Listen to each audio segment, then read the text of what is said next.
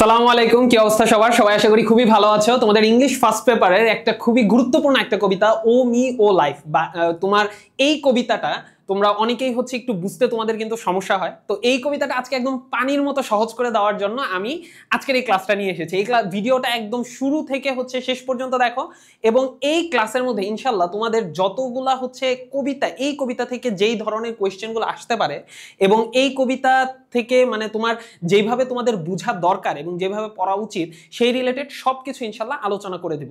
So চলো একদম আমাদের ক্লাসটা আজকে শুরু করি এবং একদম শেষ পর্যন্ত তোমরা ক্লাসটার সাথেই থাকো। আচ্ছা, ও মি ও লাইফ কে লিখছেন ভাইয়া? প্রথম কথা হচ্ছে আমরা একটু প্রথমে আমরা আমাদের সবকিছু শুরু করার আগে আমরা দেখে নিব আমাদের লেখককে, পয়েমের আমাদের পোয়েটকে। আমাদের ও মি ও লাইফ কবিতাটা হচ্ছে ওয়াল্ট হুইটম্যান লিখছেন, তাই না? এখন আমি একটু কবিতায় যাওয়ার আগে আমি একটু তোমাদের সাথে বলি যে আসলে ও মি ও লাইফ কবিতাটা আসলে কি নিয়ে লেখা হয়েছে এটা একটু জানো। দেখো, আমরা যারা হচ্ছে আমাদের জীবন, আমরা কিন্তু এই যে আমাদের জীবন ক্রমান্বয়ে যাচ্ছে, আমরা কিন্তু জীবনের অনেক সময় হচ্ছে মিনিং খুঁজে পাই না, জীবনটা আমাদের কাছে অর্থহীন মনে হয়, তাই না? তোমরা যারা হচ্ছে ভিডিও দেখছো তোমরাও অনেক সময় হচ্ছে লাইফে ডিপ্রেসড হয়ে যাও, তোমাদের জন্য কিন্তু এই কবিতাটা, ঠিক আছে? মানে তোমরা যারা হচ্ছে 2 দিন পর পর মনে হয় ভাই কি লাভ, এই জীবনে কি হইতেছে না হইতেছে কিছুই বুঝতেছি না, তো এই জিনিসগুলোর জন্যই কিন্তু কবিরও এই প্রশ্নগুলাই আসলে কিন্তু তার মনেও জন্মাইছে যে আসলে আমার এই জীবনের পারপাসটা কি, আমার এই জীবনে হচ্ছে গোল কি, আমি জীবনটার আসলে এত এত কোয়েশ্চেন যেগুলো আসতেছে, মানুষ সবাই যে অর্থহীন ভাবে ছোটাছুটি করতেছে, দৌড়াদৌড়ি করতেছে, এইটার আসলে মানে এটার আলটিমেট ডেস্টিনেশনটা কি, এইটা আসলে কবি খুঁজে পাচ্ছেন না। কিন্তু এই কবিতারই আবার লাস্টের দিকে কবি গিয়ে তোমাদের জন্য এইটার একটা আনসার দিয়ে দিয়েছেন, উনি একটা আশার আলো তোমাদেরকে দেখাইছেন। তো এই পুরা জিনিসটাই আসলে কবি ওয়াল্ট হুইটম্যান তার ও মি ও লাইফ কবিতাটাতে হচ্ছে উনি আলোচনা করছেন। আমি এটা তোমাদেরকে বাংলায় বুঝাই দিলাম। এখন আসলে আমরা একটু ইংলিশে কবিতাটা পড়ার চেষ্টা করি, কবিতায় আসলে কি বলা হয়েছে। আমরা প্রথমে প্রতিটা জিনিস একটু ভেঙে ভেঙে পড়ার, লাইন বাই লাইন ভেঙে ভেঙে পড়ার চেষ্টা করব এবং কবিতার হচ্ছে প্রতিটা লাইনে কবি আসলে কি বুঝাতে চেয়েছেন সেই জিনিসটা বোঝার চেষ্টা করব। আসো, O me O life of the questions of this recurring. আচ্ছা, প্রথমে এই ওয়ার্ডটা তোমাদের কারোর মাথায় ঢুকতেছে না হয়তো। রিকারিং মানে কি ভাই? রিকারিং মানে হচ্ছে পুনরাবৃত্তি। রিকারিং মানে হচ্ছে পুনরাবৃত্তি হওয়া, মানে যেই জিনিসটা হচ্ছে তোমার বারবার হয়। রিকারিং মানে পুনরাবৃত্তি, পুনরাবৃত্তি বা হচ্ছে রিপিট। এটাকে তুমি হচ্ছে এটার সিমিলার ওয়ার্ড বলতে পারো রিপিট। তার মানে এখানে আসলে কি বলছে? O me O life of the questions of this recurring, মানে হচ্ছে ও মি মানে হচ্ছে এখানে আসলে ও মানে ওহেই বোঝায়। ও মানে হচ্ছে কাউকে মনে হয় ডাকতেছে, ও ধরো হচ্ছে তুমি মিল্টন ভাইকে, তোমাদের মিল্টন ভাইকে ডাকতেছো, ও মিল্টন, মানে হেই মিল্টন কাছে আসো। এখন এখানে কবি আসলে ও মি বলতে বুঝাচ্ছেন মানে উনি আসলে আমি, ও লাইফ জীবন, মানে হচ্ছে আমার জীবন আর আমি, এই দুইটা জিনিস নিয়ে আসলে আমি ডিপ্রেসড। কবি আসলে এই জিনিসটা প্রথমেই তিনি বলে দিয়েছেন, O me O life of the questions of this recurring, মানে কিছু প্রশ্ন উনার মনে বারবার হচ্ছে খেলা করতেছে, কিছু প্রশ্ন জীবন নিয়ে উনি বারবার প্রশ্নগুলোর সম্মুখীন হচ্ছেন। এই প্রশ্নগুলা কি, পরেই উনি এই প্রশ্নগুলা ব্যাখ্যা করছেন। কি কি প্রশ্ন আছে দেখো। প্রশ্নগুলো হচ্ছে উনার মনে বারবার হচ্ছে উদয় হয় of the endless trains of faithless. endless মানে কি ভাইয়া? endless মানে হচ্ছে সীমাহীন, মানে যেটার হচ্ছে শেষ নাই, যেইটার কোনো ধরনের শেষ নাই সেটা হচ্ছে এন্ডলেস, কোনো ধরনের সীমা নাই, এখানে বলতে পারো সীমাহীন। সীমাহীন ট্রেনস, এখানে ট্রেনস বলতে আসলে কি বোঝাচ্ছে? Endless train. ট্রেন তো তোমরা দেখছো যে ট্রেন হচ্ছে কন্টিনিউয়াস যায়, এক ডেস্টিনেশন থেকে আরেক ডেস্টিনেশন যায়, কিন্তু আমরা যে বাস্তব লাইফে যে ট্রেনটা দেখি, বাস্তব লাইফের ট্রেনগুলো কি হয়, একটা স্টেশন থেকে সে আরেকটা স্টেশনে যায়, সে তার ডেস্টিনেশন গিয়ে ট্রেনটা কিন্তু থেমে যায়, মানে সে তার ডেস্টিনেশন জানে, প্রতিটা ট্রেন তার ডেস্টিনেশন জানে। কিন্তু এইখানে বলা হয়েছে এন্ডলেস ট্রেনস, মানে এই ট্রেনের যেন কোনো শেষ নাই, এই ট্রেন যেন কন্টিনিউয়াস চলতেছেই তো চলতেছেই চলতেছেই তো চলতেছে, মানে এই ট্রেনের যেন কোনো শেষ নাই। আমাদের লাইফটাতেও কিন্তু আমরা মাঝে মাঝে চিন্তা করি যে লাইফ মনে হয় যাইতেছে যাইতেছে, মানে আমি কোনো গোল খুঁজে পাচ্ছি না। এন্ডলেস ট্রেন বলতে বোঝাচ্ছে তোমার কোনো গোল নাই, লক্ষ্য নাই, লক্ষ্যহীন জীবন। এই এন্ডলেস ট্রেনটার মানে হচ্ছে কি ভাইয়া? এই এন্ডলেস ট্রেনটার মানে হচ্ছে গোললেস লাইফ। গোললেস লাইফ মানে কোনো ধরনের লক্ষ্য নাই, তোমার জীবনের কোনো ধরনের লক্ষ্য নাই, গোললেস লাইফ। তারপর কি বলছে?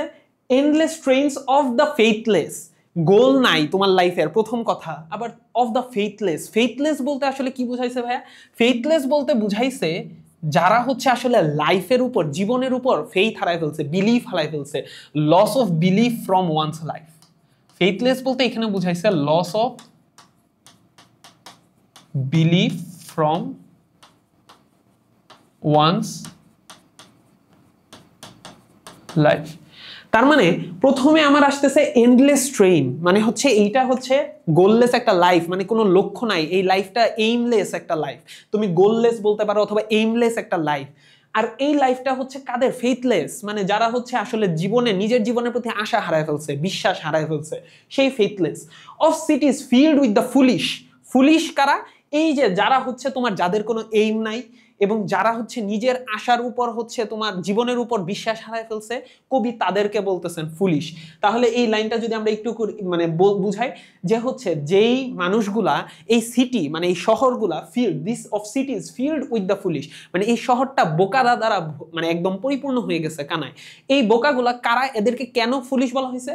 কারণ তারা হচ্ছে ফেথলেস, তারা হচ্ছে নিজেদের জীবনের উপর হচ্ছে বিশ্বাস হারায় ফেলছে এবং তারা হচ্ছে একটা এন্ডলেস ট্রেইনের মতন তাদের লাইফটা চালাইতেছে, মানে তাদের কোনো এইম নাই, এইমলেস একটা লাইফ চালাচ্ছে। তারপরের লাইনে কবি বলতেছেন, আচ্ছা আমরা তো আরেকজনের নিন্দা খুব সহজেই করতে পারি। পরে কবি আইসা সে নিজেকে ক্রিটিসাইজ করতেছে, সেলফ ক্রিটিসাইজ করতেছে, reproaching myself, self criticizing, self criticize. এই রেপ্রোচ মানে কি ভাইয়া? এই রেপ্রোচ ওয়ার্ডটা যদি স্পেসিফিক্যালি আমি এই রেপ্রোচ ওয়ার্ডটা দেখি, শুধু এই রেপ্রোচ ওয়ার্ডটা, রেপ্রোচ ওয়ার্ডটার মানে হচ্ছে তিরস্কার বা নিন্দা করা। তুমি এটাকে বলতে পারো স্কল্ড। সে নিজেকে নিজে তিরস্কার করতেছে, reproaching myself, of myself forever reproaching myself, মানে আমি নিজেকে নিজে এখন হচ্ছে আসলে নিন্দা করি। আমি যে অন্য আরেকজনকে বলতেছি অন্যরা ফুলিশ, এই পুরা শহর ফুলিশ দিয়ে ভরে গেছে, তাদের কোনো এইম নাই, তাদের নিজেদের জীবনের উপর বিশ্বাস নাই। আমি নিজেও তো এরকম, কবি বলতেছে যে আমি নিজেও তো এরকম। সে নিজেই নিজেকে নিন্দা করতেছে, কারণ আমার থেকে ফুলিশ, কবি বলতেছে for who more foolish than I, মানে হচ্ছে আমার থেকে বড় বোকা কে আছে, মানে আমার থেকে বড় এইমলেস এবং আমার থেকে জীবনের প্রতি বিশ্বাস হারায় ফেলা মানুষ আর কে আছে এই শহরে? And who more ফেথলেস।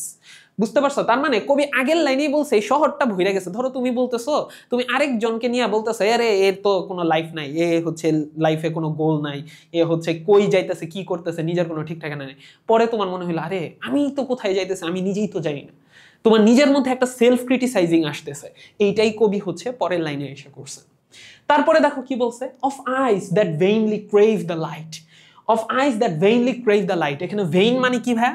ভেইন অর্থ হচ্ছে তোমার অর্থহীন, মানে ইন ভেইন, বৃথা, বৃথা বা হচ্ছে তুমি অর্থহীন ভাবে খুঁজতেছো লাইট, তোমার অর্থহীন। ভেইন তুমি হচ্ছে এটা বৃথা বলতে পারো বা হচ্ছে অর্থহীন বলতে পারো, মিনিংলেস, যে কোনো অর্থ বলতে পারো, meaningless. Of eyes that vainly crave the light. Crave মানে কি ভাইয়া? ক্রেভ মানে হচ্ছে কোনো কিছু মানে অনেক বেশি করে চাওয়া। আমরা বলি না I am craving that food, মানে আমি ওই খাবারটা, মানে রাতের বেলা আমার ক্রেভিং উঠছে অনেক। অনেক সময় আমরা কথায় কথায় বলি না, মানে আমার ওই জিনিসটার প্রতি অনেক বেশি আকাঙ্ক্ষা, মানে ওইটা চাও, মানে পাওয়ার জন্য আমার মনের থেকে অনেক বেশি একটা মানে ইচ্ছা জাগ্রত হয়েছে, এইটাকে আমরা বলি ক্রেভ। তাহলে কি বুঝাইছে? Of eyes that vainly craves the light. আমাদের চোখ তো অনেক কিছু খোঁজে, আমাদের চোখ আসলে এখানে লাইট বলতে কি বুঝাইছে জানো? হোপ। লাইট বলতে এখানে বুঝাইছে হোপ, মানে আশা। মানে আমাদের চোখটা আশার আলো খুঁজতেছে, লাইট অফ হোপ। আমাদের চোখ আশার আলো চারপাশে খুঁজতেছে, কারণ আমরা তো আমাদের লাইফের এইম নাই। প্রথমেই কবি বলছেন যে আমাদের লাইফের এইম তো আমি খুঁজে পাইতেছি না, আমার লাইফের আমি কোনো মানে বিশ্বাস আমি হারাই ফেলছি। তাহলে আমার চোখটা সবসময় হচ্ছে এই হোপটা খুঁজতেছে, কোথায় আসলে এইম আছে। এবং অফ দ্য অবজেক্টস মিন, মিন মানে হচ্ছে তুচ্ছ, আর অবজেক্টস মানে তো বস্তু, মানে তুচ্ছ বস্তু যেগুলো আছে সেইখানেও উনি হচ্ছে তোমার মানে আশা খুঁজতেছে বৃথা ভাবে। আর সে যে হচ্ছে আশাটা খুঁজতেছে এটা খুব সম্পূর্ণ অর্থহীন, মানে উনি খুঁজতেই আছে কিন্তু অর্থহীন ভাবে উনি খুঁজতেছে। বিভিন্ন জায়গায় তুচ্ছ তুচ্ছ বস্তুতে উনি আশা মানে খুঁজে বেড়াচ্ছে যে উনার লাইফের আসলে এইম কি, লাইফের মধ্যে উনার আসলে কি করতে হবে, লাইফের পারপাস কি, এই জিনিসগুলো খুঁজে বেড়াচ্ছে, কিন্তু এই সব কিছুই কি হচ্ছে? অর্থহীন হচ্ছে। পরে কি বলছে? Of the struggle renewed. সে যতই খুঁজতেছে সে কিছুই পাচ্ছে না। কিছুই না পাওয়ার কারণে সে তার এইম খুঁজে পাচ্ছে না, পারপাস খুঁজে পাচ্ছে না, ফলে কি হচ্ছে, for of the struggle ever renewed. Renewed মানে কি আবার নতুন করে হচ্ছে, আবার নতুন নতুন করে নবায়ন হওয়া। রিনিউড অর্থটা হচ্ছে নবায়ন হওয়া, মানে তার যে যে কষ্ট পরিশ্রম, তার যে হার্ডশিপ ডিফিকাল্টিস, এই জিনিসগুলা হচ্ছে আবার নতুন করে দেখা দিচ্ছে একটা সাইকেলের মতন করে।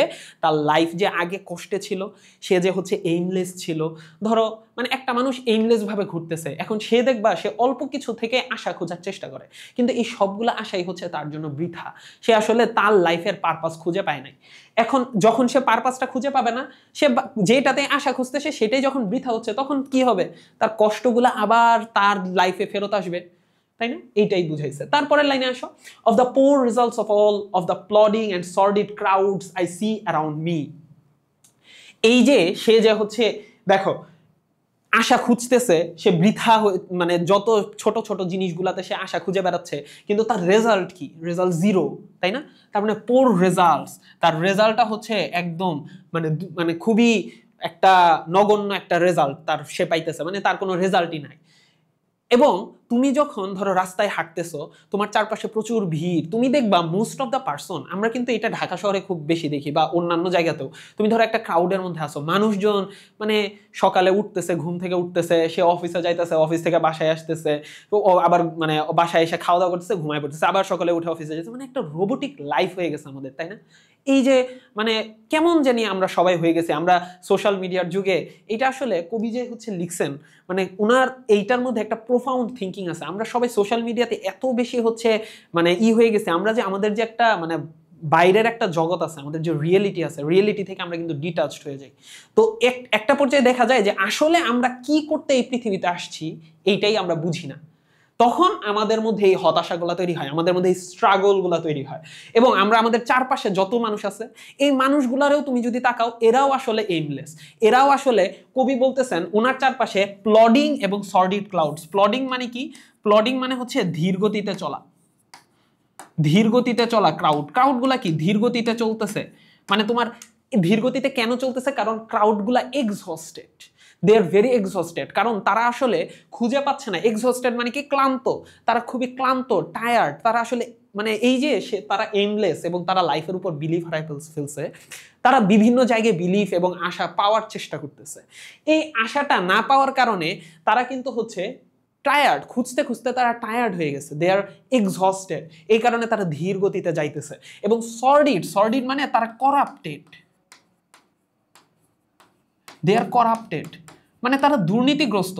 দুর্নীতিগ্রস্ত কি মানে তারা আসলে কোথাও আশা খুঁজে না পায়, তারা দেখা যাচ্ছে হচ্ছে নিজের নৈতিকতা বোধ, তাদের মোরাল ভ্যালুস, তোমরা এখানে মোরাল ভ্যালুস মানে তাদের মোরাল ভ্যালুস গুলা তারা হচ্ছে বিসর্জন করে দিছে, তার স্যাক্রিফাইস করে দিছে মোরাল ভ্যালুস এই ক্রাউড গুলা। তার কবি এইটাই বুঝাচ্ছেন যে কবি তার চারপাশে যে জনমানুষের ভিড় দেখেন, ক্রাউডটা দেখেন, সেইটা হচ্ছে সেই ক্রাউডটা মনে হয় যেন তারা আসলে এই যে আশা চার কোনো জায়গায় খুঁজে পাইতেছে না, তারা তাদের এইম খুঁজে পাচ্ছে না, তখন তারা নিজেদের মতন নিজেরা একটা এইম বানায় নেয়। তখন এই যে দেখো আমাদের কিছু মানুষ সমাজে তারা হচ্ছে দুর্নীতি করে বেড়ায়, মানুষের হক মেরে বেড়ায়, তারপর হয়তো বা কারোর থেকে টাকা মারতেছে, চুরি করতেছে, করতেছে। চুরিগুলা কেন করতেছে? আচ্ছা, একটা চোরের কোনো কি এইম আছে বলো তো? একটা চোরকে তুমি জিজ্ঞেস করো ভাই তোমার লাইফের এইম কি, সে বলবে ভাই 2 বেলা খাওয়া। তার লাইফটা কিন্তু এই যে অবজেক্টস মিন, তুচ্ছ একটা অর্থ, তার লাইফের কোনো অর্থ নাই। সে শুধু বুঝে আমার টাকা লাগবে, খাইতে হবে, সে এইটার জন্য যা করার তাই করে। সে হয়ে গেছে ওই সর্ডিড ক্রাউড, মানে সে করাপ্টেড ক্রাউড। ওকে, এরপরের লাইনে কি বলছে? Of the MT and useless years of the rest, মানে বাকিরা এই যে যারা বাদ বাকি মানুষ আছে তাদের হচ্ছে যে এমটি আর ইউজলেস ইয়ার। এমটি আর ইউজলেস ইয়ার বলতে কি, যেই বছরগুলা তোমার হচ্ছে মানে মনে হইতেছে আনইম্পর্টেন্ট, এখানে বলতেছে বুঝাচ্ছে এমটি আর ইউজলেস বলতে বুঝাচ্ছে unimportant years,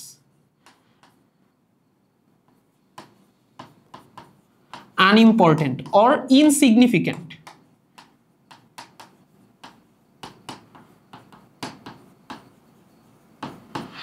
unimportant or insignificant মানে হচ্ছে মানে এই বছরগুলা মানে মনে হচ্ছে বেহুদা নষ্ট হয়েছে। ধরো তোমার লাইফে মনে হয় না যে হচ্ছে আচ্ছা 24 সালটা আমি মানে মনে হয় হুদাই নষ্ট হয়েছে, আমি কোনো পড়াশোনা ঠিক মতো করি নাই, আমি মানে এই করছি, ঘুরে বেড়াইছি, খেলা বেড়াইছি, মানে লাইফের কোনো মানে লাইফ নিয়ে আমার কোনো নাই, মানে নিজের উপরে নিজের একটা রাগ আসে না। এই জিনিসটা উনি বলতেছে যে তারা মনে হয় যে এমটি আর ইউজলেস ইয়ার, মানে তাদের ইয়ারগুলা, তাদের যে সময়গুলা যাচ্ছে এগুলা খুবই আনইম্পর্টেন্ট এবং ইনসিগনিফিকেন্ট, মানে তারা কোনো গুরুত্বপূর্ণ নিজেদের লাইফের জন্য আসলে তারা কিছু করে নাই। কবি এইটাই তার আশপাশের মানুষগুলোতে দেখতেছেন। উইথ দ্য রেস্ট সো ইন্টারওয়াইন্ড, তো মানে উইথ দ্য রেস্ট সো ইন্টারওয়াইন্ড মানে হচ্ছে কবি হচ্ছে বাকি সবার সাথে, ইন্টারওয়াইন্ড মানে ওতপ্রোতভাবে জড়ায়া যাওয়া, ইন্টারওয়াইন্ড মানে জড়ায়া যাওয়া।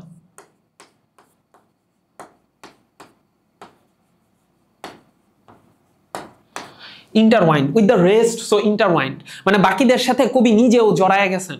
মানে বাকিরা যেরকম হচ্ছে তাদের জীবনটা কাটাইতেছে, কবিও আসলে বাকিদের সাথে নিজেদেরকে মিশাই ফেলছেন। আসলে আমার লাইফটাও তো এইরকম, আমিও তো এইভাবেই আসলে চলতেছি, এইটাই কবি বলছেন। তারপরে কি বলছে, এখন আইসা কবির কোয়েশ্চেন, এই যে প্রথম দিকে তার যে সে আসলে এইগুলা মাঝখানে যা কথা বলছে এগুলো আসলে তার চিন্তা ভাবনা, সে তার চারপাশের মানুষদেরকে এইভাবে দেখে এবং সে কবি নিজেও হচ্ছে আসলে আসলে মেইন কথা হচ্ছে কবি নিজেও ফ্রাস্ট্রেটেড, কারণ তার চারপাশে সে দেখে সব মানুষগুলাই আসলে ফ্রাস্ট্রেটেড।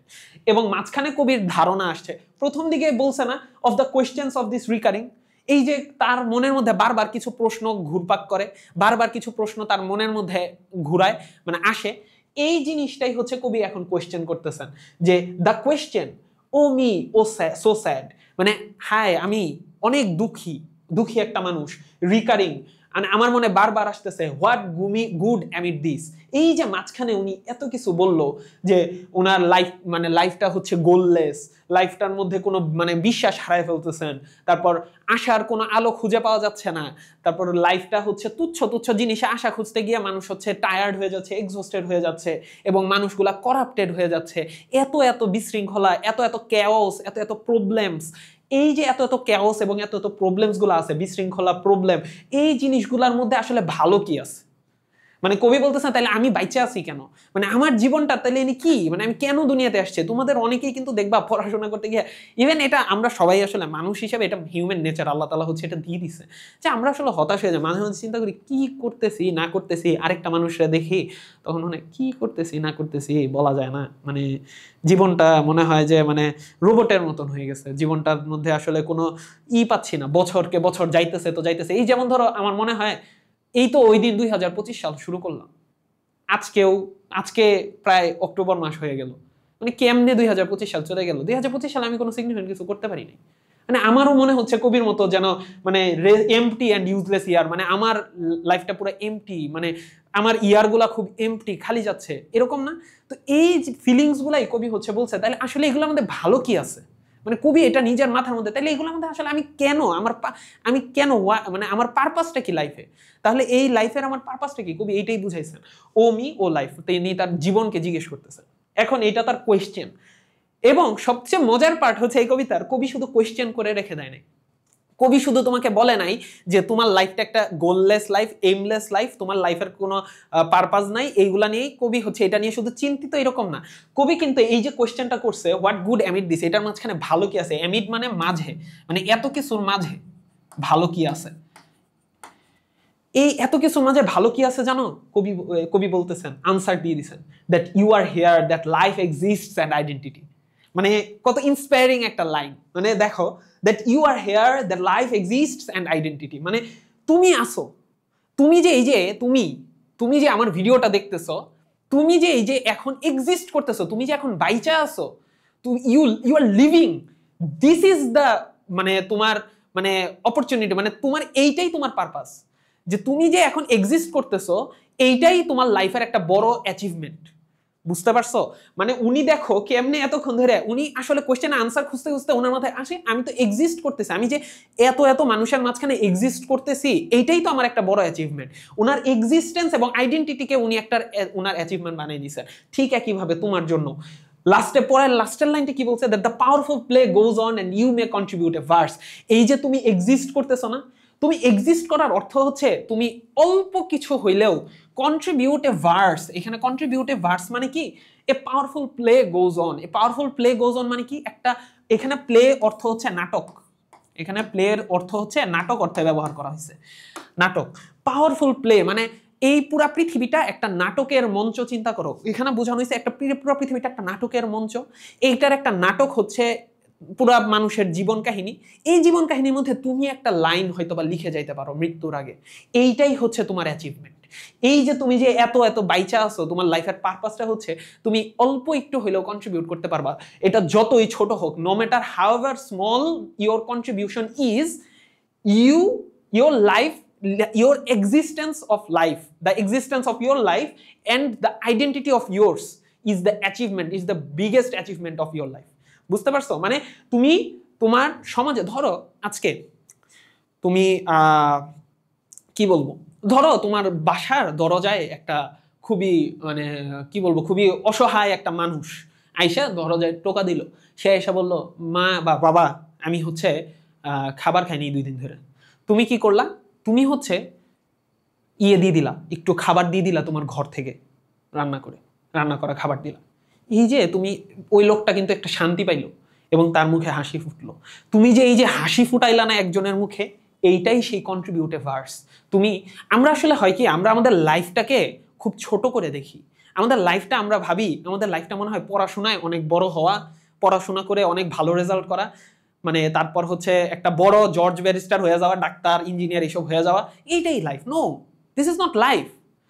এইটা হচ্ছে লাইফের একটা part, your life that you are existing. তোমার জীবন হচ্ছে তুমি যে এখন বেঁচে আছো, তোমার লাইফ। তোমরা যারা আমার ইয়াটা দেখতেছো, অলওয়েজ মনে রাখবা তোমার লাইফ হচ্ছে অন্য আরেকজনের জন্য একটা ড্রিম। তুমি যে লাইফ লিড করতেছো সেটা হচ্ছে অন্য আরেকজনের জন্য ড্রিম। অন্য আরেকজন এটা স্বপ্ন দেখে যে তোমার লাইফে সে কেমনে লিড করতে পারবে। বুঝতে পারছো? তার মানে তুমি সমাজে অল্প একটা কাজ করেও তুমি কিন্তু সমাজে একটা অবদান রাখতে পারো। এই সোসাইটিতে তোমার রোল তুমি প্লে করতে পারো। একজনের মুখে হাসি ফুটায়া, একজনের মুখে একজনের সাথে একটু ভালো কথা বলে, একজনকে একটু ভালো উপদেশ দিয়ে তুমি এইভাবেও তোমার সমাজে তোমার একটা কন্ট্রিবিউশন রেখে আসতে পারো। ওকে, সো এই ভিডিওর কমেন্টে তোমরা অবশ্যই বলবা যে ভাইয়া আজকে আমি একজনকে একটা ভালো কথা বলছি, একজনকে একটা কি তোমরা কন্ট্রিবিউশন করছো। আজকে একটা করে কন্ট্রিবিউশন সবাই করবা, একটা করে সবাই, মানে তোমার মা বাবা হোক বা যে কাউকে বন্ধু বান্ধব হোক, তোমরা অবশ্যই একজন যে কাউকে একটা ভালো কথা বলবা। ঠিক আছে, অবশ্যই আমাকে কমেন্টে জানাবা যে কে কে বলছো। ওকে, সো এই গেল আমার কবিতার কাহিনী। এখন আসো আমরা কোয়েশ্চেন্স পার্ট গুলাতে আসি। কোয়েশ্চেন্স পার্টে এইটা আমি তোমাদের জন্য একটু বাড়ির কাজ দিব, বুঝছো? এখানে বাড়ির কাজটা কি ভাইয়া? বাড়ির কাজটা হচ্ছে এই কোয়েশ্চেন গুলা তোমরা আনসার গুলা লিখবা। কিভাবে লিখবা আমি এই কোয়েশ্চেনের থিম বলে দিব, তোমরা আনসারটা মানে কিভাবে লিখবা, কিভাবে বের করবা আনসারটা। বাট কোয়েশ্চেনের আনসার পুরাপুরি আমি লিখবো না, কারণ না হলে তোমাদের মধ্যে আসলে ক্রিয়েটিভিটিটা আসবে না। আমরা আইটিএস একাডেমি কখনোই চাই না তোমরা মুখস্থ বিদ্যা নির্ভর হও। আমরা চাই তোমাদের মধ্যে একটু ক্রিয়েটিভিটি আসুক। আমি তোমাকে কি ওয়ার্ডগুলো বলে দিব যে এখানে কি কি লিখতে হবে, তোমরা সুন্দর করে সাজিয়ে লিখবা। এইচডব্লিউটা কোথায় জমা দিবা আমি তোমাদেরকে হচ্ছে ভিডিওর শেষে বলে দিব। আগে তোমাদেরকে কোয়েশ্চেনটা নিয়ে একটু আলোচনা করি। দেখো, প্রথম কোয়েশ্চেন তোমাদের জন্য এখানে আমি 6টা কোয়েশ্চেন নিয়ে এসেছি। বেসিক্যালি 6টা কোয়েশ্চেন, প্রত্যেকটা ইম্পর্টেন্ট, একটু একটু করে দেখার চেষ্টা করো। দেখো, why does the speaker in the question section of the poem O me O life reproach himself? Reproach মানে কি বলছিলাম ভাই? নিজে সে কেন ক্রিটিসাইজ করছে, সে কেন করছে, সে নিজেকে ক্রিটিসাইজ করার কারণটা কি ভাইয়া, কি ছিল? কারণ সে বুঝতেছিল তার নিজের লাইফও হচ্ছে এইমলেস, তার নিজের লাইফও হচ্ছে আসলে সে তার নিজের লাইফের প্রতি বিশ্বাস হারায় ফেলছে। সে অন্যদেরকে রিপ্রোচ যখন করতেছিল, অন্যদেরকে ক্রিটিসাইজ করতেছিল, তখন তার মনে পড়ছে যে আমি নিজেও তো হচ্ছে আসলে এইমলেস এবং পারপাসলেস একটা লাইফ চালাচ্ছি। মানে পয়েট হচ্ছে সে নিজেও হচ্ছে তোমার এইমলেস এবং কি ছিল ভাইয়া? ফেথলেস মানে কি বলছিলাম? ফেথলেস মানে কি? ফেথলেস মানে হচ্ছে জীবনের প্রতি সে বিশ্বাস হারায় ফেলছে। আচ্ছা, আরেকটা জিনিস তোমাদেরকে বলি, কোয়েশ্চেন আনসারিং এর সময় একটা কথা মনে রাখবা, কখনোই কবিতার ওয়ার্ডগুলা ইউজ করবা না। কবিতায় দেওয়া ওয়ার্ডগুলা কখনো ইউজ করবা না। কবিতার ওয়ার্ডগুলাকে একটু সিনোনিমাস ওয়ার্ড ইউজ করবা। ধরো রেপ্রোচের জায়গায় লিখতে পারো সে ক্রিটিসাইজ করছে নিজেকে, অথবা স্কল্ডিং করছে। রিকারিং ওয়ার্ডটা তুমি ইউজ করবা না, তুমি ইউজ করবে রিপিট, পুনরাবৃত্তি। তারপর ধরো তুচ্ছ, মিনের জায়গায় তুমি ইউজ করতে পারো লিটিল অথবা স্মল, যে কোনো কিছু ওয়ার্ডগুলো ইউজ করতে পারো। লাইট, এখানে লাইটের জায়গায় হোপ অফ লাইট, এরকম। তারপর ধরো প্লডিং, ধীরগতি, তার মানে হচ্ছে সে মানে স্লো পেস অথবা স্লো মুভমেন্ট, এরকম ওয়ার্ড। তারপর সর্ডিড করাপ্টেড ওয়ার্ডটা ইউজ করতে পারো, অ্যামিডের মধ্যে বিটুইন এর মধ্যে বা অ্যামং ইউজ করতে পারো, অথবা ভেইনলির মানে বৃথাহীন মিনিংলেস ওয়ার্ডটা ইউজ করতে পারো ভেইনের ক্ষেত্রে। তো আমি যেটা বুঝাচ্ছি যে তুমি যখন কোশ্চেনের আনসার দিবা অলওয়েজ ট্রাই করবা তুমি তোমার ভাষায় লিখবা এবং কবিতার ওয়ার্ডগুলা ইউজ করবা না। ওকে, আচ্ছা, তো এটা তো বুঝছো কেন সে রিপ্রোচ করছে, কারণ সে তার নিজের লাইফ নিয়েও এমলেস ফেথলেস। এরপর আসো main theme of the poem কি। এতক্ষণ যা বলছি তা হচ্ছে এটার মেইন থিম। এতক্ষণ তোমাদের সাথে যা আলোচনা করলাম মেইন থিমটা কি আসলে তাইলে ভাই? কবি হচ্ছে মানে প্রথমে ছিল সে ফ্রাস্ট্রেটেড ছিল, কবি হচ্ছে ফ্রাস্ট্রেটেড লাইফ নিয়ে, খুবই ফ্রাস্ট্রেটেড। তার মানে সে অলসো মানে সে তার লাইফের আসলে মিনিং খুঁজে পায় নাই, মানে ইগনোরেন্স অ্যাবাউট। আমি তোমাদেরকে জাস্ট কি ওয়ার্ডগুলো কিন্তু বলে দিচ্ছি, এগুলো ফিল আপ করার দায়িত্ব তোমাদের। ইগনোরেন্স অফ কি নিয়ে, মানে অজ্ঞতা, তার কি নিয়ে আসলে অজ্ঞতা। Ignorance about the aim of life, ignorance about the aim of life. Aim and purpose বলতে পারো, aim and purpose, aim and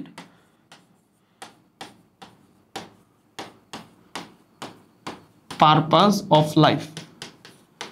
মানে হচ্ছে প্রথম কথা হচ্ছে কবি ছিল ফ্রাস্ট্রেটেড এবং সে ignorance about the aim and purpose of life, কিন্তু সে আবার এটার আনসারও দিয়ে দিছে যে দ্য এক্সিস্টেন্স, মানে এক্সিস্টেন্সের জায়গায় কি লিখতে পারো যে হচ্ছে the presence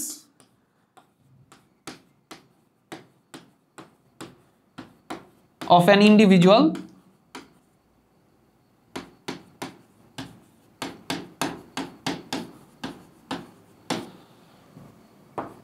is a great achievement for him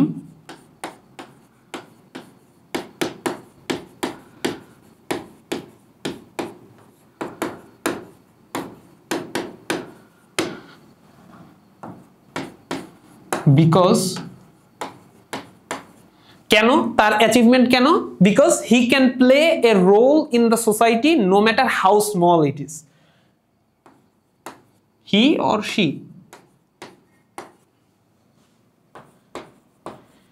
can play a role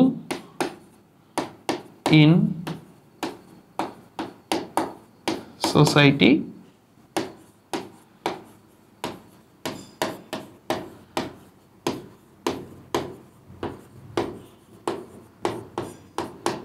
no matter how small it is। তার মানে এখানে থিমটা কি আসলে? প্রথম কথা হচ্ছে কবি প্রথমে ফ্রাস্ট্রেটেড ছিল, তার কারণ তার মনের মধ্যে কিছু প্রশ্ন অ্যারাইজ করছিল। এরপরে কি সে আসলে কেন ফ্রাস্ট্রেটেড ছিল? কারণ তার এইম আর পারপাস অফ লাইফ সে খুঁজে পায় নাই, কিন্তু সে আবার এই প্রশ্নগুলোর আনসারও খুঁজে পাইছে।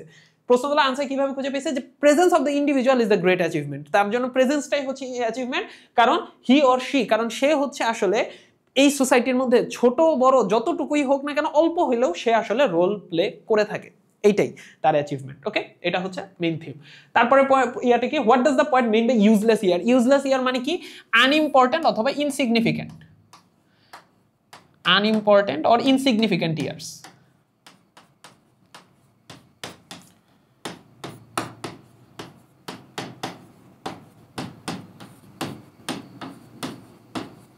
ইনসিগনিফিক্যান্ট ইয়ার্স মানে ইউজলেস ইয়ার বলতে বোঝাচ্ছে মানে তার বছরগুলো নষ্ট হয়েছে, ওয়েস্ট হয়েছে, এগুলো আনইম্পর্টেন্ট, সবই ইনসিগনিফিক্যান্ট, মানে সে এই সময়গুলোতে কোনো প্রোডাক্টিভ কিছু করতে পারে নাই। ঠিক আছে, এখানে এইভাবে তোমরা লিখবা আর কি, 2-3 লাইনে লিখবা। অলওয়েজ মনে রাখবা তোমাদের নাম্বার কিন্তু 2, সো কোয়েশ্চেনের না লাইনগুলা হয় 3 বা 4 লাইনের মধ্যে লিখার, একটু 3 থেকে 4 লাইন লিখার চেষ্টা করবা, তাহলে 2 নাম্বার ফুল মার্কস পাওয়ার একটা সম্ভাবনা থাকে। ঠিক আছে, 3-4 লাইন লিখার চেষ্টা করবা, 3 লাইন মিনিমাম লিখলেও হবে। সো আনইম্পর্টেন্ট ইনসিগনিফিক্যান্ট ইয়ার, সে তার লাইফে মানে ওই ইয়ারগুলোতে প্রোডাক্টিভ কিছু করতে পারে না। আচ্ছা, faith does the point mention, মানে এখানে ফেইথটা আসলে কি বোঝাচ্ছে? ফেইথ বলতে আসলে বোঝাচ্ছে পারপাস, মানে হচ্ছে তার লাইফের পারপাসটা কি, লাইফের প্রতি তার বিশ্বাস, বিলিফ ইন লাইফ। এখানে ফেইথ বোঝাচ্ছে বিলিফ ইন লাইফ। আচ্ছা, আমি মনে ফেইথ বানান ভুল লিখছি।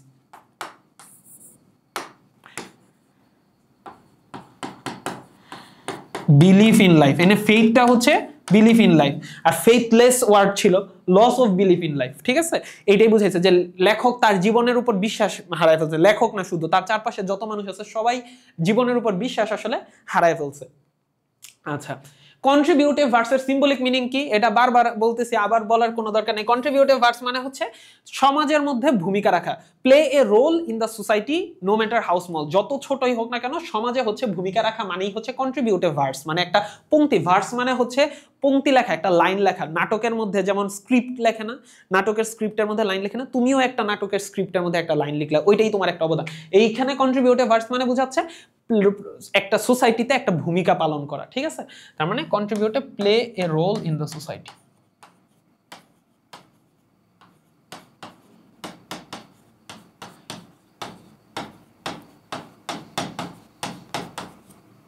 ঠিক আছে, ওকে।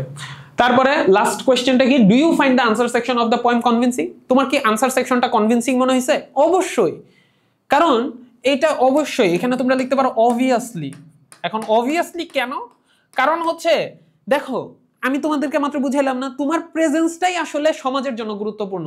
তুমি একজনের মুখে হাসি ফুটাইলা, এই যে একটা অনাহারী খাবারকে তুমি খাবার খাওয়াইলা, তুমি তার জন্য অনেক বেশি সিগনিফিকেন্ট। তোমার কাছে মনে হতে পারে এটা অনেক ছোট কাজ, but it's a very significant role in the society. So তার যে কবি যে হচ্ছে প্রথম দিকে এত ফ্রাস্ট্রেটেড ছিল, এরপরে সে তার আনসারটা দিয়ে দিছে, এই আনসারটাই এনাফ। এই আনসারটাই আসলে সবার লাইফের, আসলে সবার একটা মাথায় ঢুকায় নেওয়া উচিত যে আমি যে এক্সিস্ট করতেছি, আমার লাইফের এক্সিস্টেন্সটাই হচ্ছে সমাজের জন্য, বা আমার লাইফের এক্সিস্টেন্সটাই হচ্ছে একটা বড় অ্যাচিভমেন্ট। এইটাই হচ্ছে কবি তার আনসারের সেকশনে বলে দিছে। আচ্ছা, তাহলে তোমাদের বাড়ির কাজটা কি ছিল? হ্যাঁ, তোমাদের বাড়ির কাজ হচ্ছে তোমরা এই 6টা কোয়েশ্চেন, ঠিক আছে, এই 6টা কোয়েশ্চেন তোমাদেরকে কি ওয়ার্ডগুলো বলে দিলাম না, বুঝাই দিলাম না, তোমরা নিজেরা 3 থেকে 4 লাইন লিখবা। যদি 2 লাইনও হয় অসুবিধা নাই, বাট 3 লাইন লিখার চেষ্টা করবা, মিনিমাম 3 থেকে 4 লাইন লিখবা। কবিতার ওয়ার্ডগুলা ইউজ করবা না, কবিতার ওয়ার্ডগুলার সিনোনিম ওয়ার্ড ইউজ করবা, যদি ওয়ার্ড ইউজ করা লাগে সিনোনিম ওয়ার্ড ইউজ করবা, এবং আমি তোমাদেরকে যেভাবে বুঝালাম সেগুলো থেকে লিখবা। লিখে তুমি হচ্ছে আমাদের যে টেলিগ্রাম গ্রুপ আছে, টেলিগ্রাম গ্রুপে হচ্ছে খাতায় লিখে ছবি তুলে দিবা, অথবা তুমি হচ্ছে আমাদের যে ফেসবুক গ্রুপ আছে, ফেসবুক গ্রুপে হচ্ছে তুমি হচ্ছে দিবা, এবং ভিডিওর কমেন্টে তুমি অবশ্যই লিখবা যে ভাইয়া ডান, ডান লিখে দিবা, ভিডিওর কমেন্টে ডান লিখে দিবা। তারপরে হচ্ছে তুমি ওখানে পোস্ট করে দিবা ফেসবুক বা ইউটিউবে।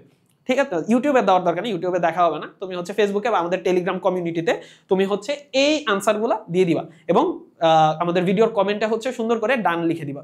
ওকে, আর এই ক্লাসটা তোমরা বুঝছো কিনা বা তোমরা কতটুকু বুঝতে পারছো সেটা ফিডব্যাকও আমার এই ভিডিওর কমেন্টে দিয়ে দিবা। আর আরেকটা জিনিস, সেটা হচ্ছে তোমরা এরকম ইংলিশ প্রথম পত্র বা ইংলিশ সেকেন্ড পেপারের আর কি কি ধরনের কন্টেন্ট চাচ্ছ, কি কি পেলে তোমরা উপকৃত হবে সেটাও আমাকে জানাও। তাহলে ইনশাল্লাহ আমরা আস্তে আস্তে এই কন্টেন্টগুলো তোমাদের জন্য নিয়ে আসার চেষ্টা করব। আমরা আইটিএস একাডেমি সবসময় তোমাদের জন্য সব ধরনের কাজ করার জন্য প্রস্তুত। তোমাদের জন্য আমরা হাইলি ডেডিকেটেড, তোমাদেরকে মানে পুরো পরীক্ষার জন্য তোমাদেরকে গুছিয়ে দেওয়ার দায়িত্বটা যেহেতু আমরা নিয়েছি, ইনশাল্লাহ দোয়া করো যাতে আমরা মানে ফুল টিম তোমাদের জন্য এই কাজটা কন্টিনিউ করতে পারি। সো আমাদের সাথেই থাকো, আমাদেরকে সাপোর্ট দিতে থাকো, এবং আইটিএস একাডেমির সাথে তোমার এই পথ চলাটা যাতে মসৃণ হয় সেজন্য আমার দোয়া রইল, তোমরাও দোয়া করবে। ভালো থাকো, সুস্থ থাকো, পরবর্তী ভিডিওতে ইনশাল্লাহ দেখা হবে। আসসালামু আলাইকুম।